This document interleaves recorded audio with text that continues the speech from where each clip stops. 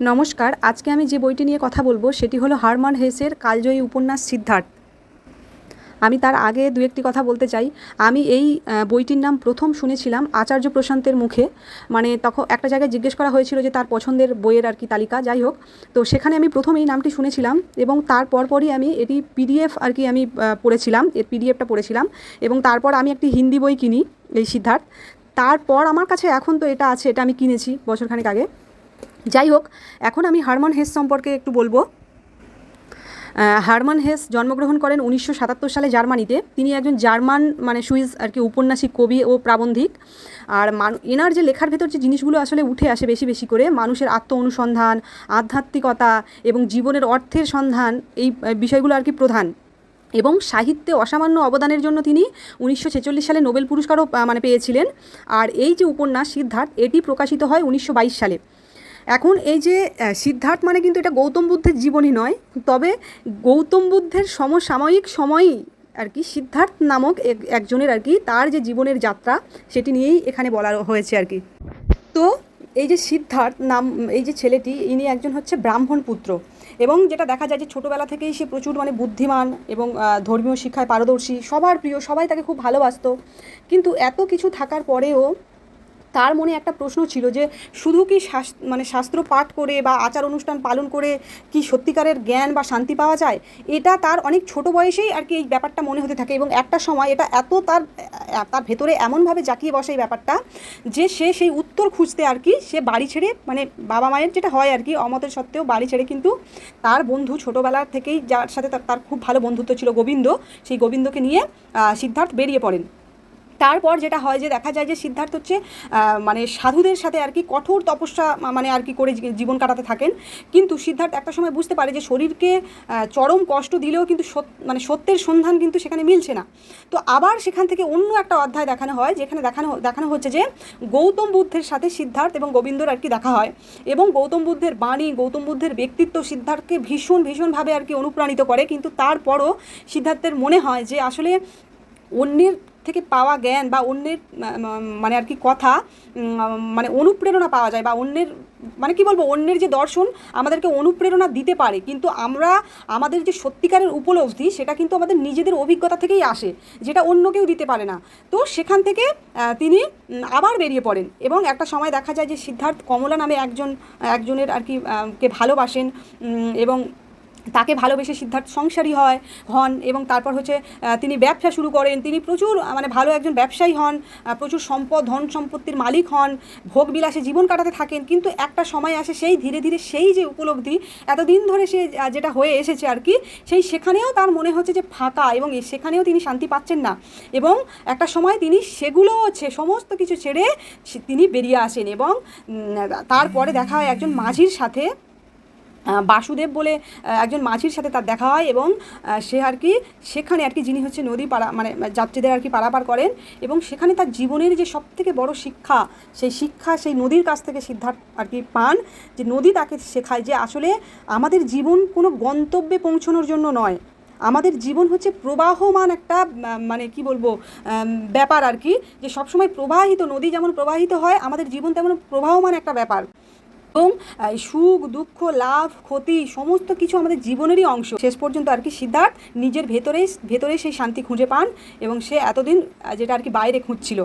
যাই হোক, তো এই বই আর কি আমাদের কি শেখালো, প্রথম আর কি যে নিজের পথকে নিজেদেরই খুঁজে নিতে হয়।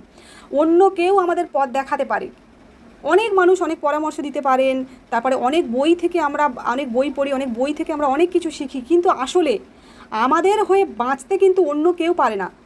আমাদের যে বাঁচাটা সেটা আমাদের, এবং আমাদের যে পথগুলো প্রত্যেকের সেগুলো আলাদা আলাদা, আর সেই পথে আমাদেরকেই চলতে হবে।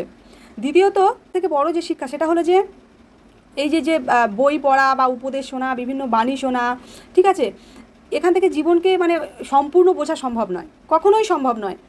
আমরা ভুল করব, আমরা কষ্ট পাবো, আমরা ভালোবাসবো, আমরা প্রিয়জনকে হারাবো, আমরা ভেঙে পড়বো, আবার আমরা উঠে দাঁড়াবো। আসলে এগুলোই একটা মানুষকে মানুষে পরিণত করে। আমরা কখনো কোনো অভিজ্ঞতার মধ্যে দিয়ে না গিয়ে আসলে কিছু শিখতে পারি না। আমাদের সত্যি কথা বলতে কি, আমরা জীবনের যে জায়গায় দাঁড়িয়ে আছি, কোনো কিছু কেউ জিজ্ঞেস করলে আমরা কিন্তু কোন বই থেকে কি শিখেছি বা কার কাছ থেকে কি শিখেছি সেই জায়গা থেকে কিন্তু কথা বলি না, আমরা কিন্তু আমাদের অভিজ্ঞতা থেকেই উত্তরটা দেওয়ার চেষ্টা করি। যাই হোক, তারপরে যে ব্যাপারটা সেটা হলো যে অর্থ সাফল্য জীবনের আর কি শেষ কথা নয়।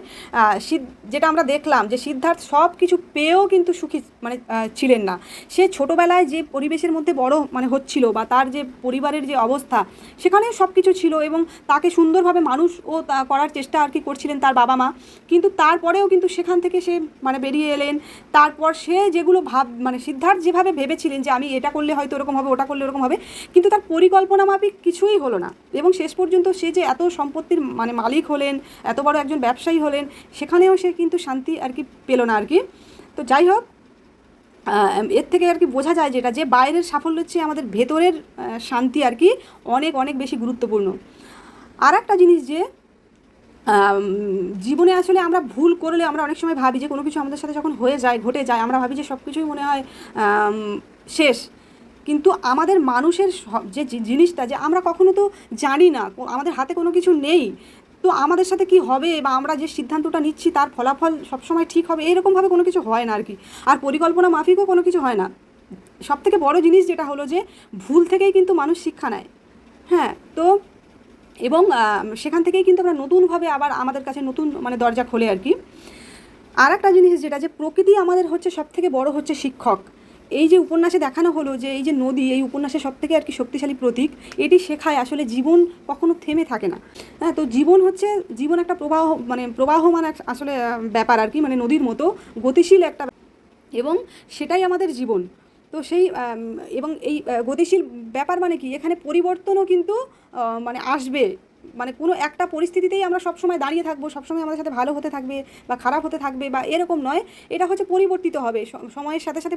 দুঃখ আসবে, কষ্ট আসবে, যন্ত্রণা আসবে, আনন্দ আসবে, এবং এটাই হচ্ছে জীবন।